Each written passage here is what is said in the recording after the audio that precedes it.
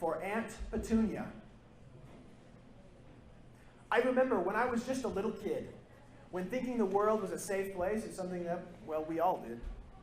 I was too young to understand what it could be like sometimes. Imagine this, it's a morning. It must have been one of those B days, because I'm sitting in social science. And I'm in the back of the class, learning about atomic bombs and mustard gas, when my friend leans over to me and he says, "I wish Hitler would have finished off the Jews, because then he could have started on the Mormons and the Towelheads too." I laughed. I sat there as someone who I thought was my friend, leans back in his chair and he beams, he's overjoyed. We're not even teenagers yet, just 7th graders, and he wishes he could have been one of the incinerators. He wasn't the only perpetrator or even the instigator, but me, I sat there and I laughed, and I was a facilitator. I laughed when a boy told me he thought that millions of people should be dead because of their belief in their culture and what they happened to wear on their heads.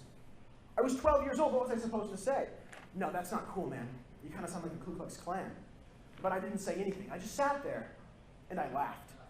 10 years later, and I still feel guilty. Time since then has done its best since to teach me that the bourgeoisie isn't more flaw-free. It's like store-bought greed. It's the core I heed that won't let me love anyone that's not just like me.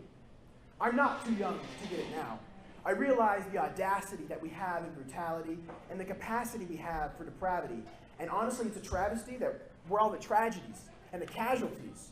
I mean, look around us. Look at us in our casualties, proving our life of ease, listening here and listening to poetry.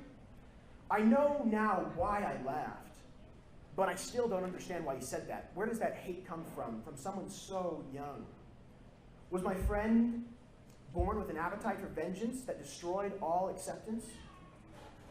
I wish I'd have been more on board then, so I could have been waging peace against the raging war instead of idly sitting by as I was being wished into an oven. I'll just say it one time actually. Can't we all be on the same team? Maybe the truth isn't supposed to rhyme so well, but God made us all, and this life is not supposed to be hell. To the masochists and the misogynists and the chauvinists, I'm saying it's time to stop acting like terrorists. Stop hating the socialists and the feminists and start living like the pacifists, moving past our fists and past our sticks and stones. It doesn't matter if you're black or Buddhist, gay or gorgeous, none or all of the above. But where do the Klan, the Mennonists, and the chauvinists fit on that team? I can love the Mexicans and the Asians, but how about the Donald Trumps and the fundamentalists? So this one's for you, Aunt Petunia. Leaning over the fence on Privet Drive, putting your Medusa neck into other people's private lives. Are you looking for things that cause offense? But here we are, focused on your fence. We've cut you out for not letting others in, saying, "Why can't you just accept that they're different? Because that'd be bloody brilliant." When all along, we've never asked you in.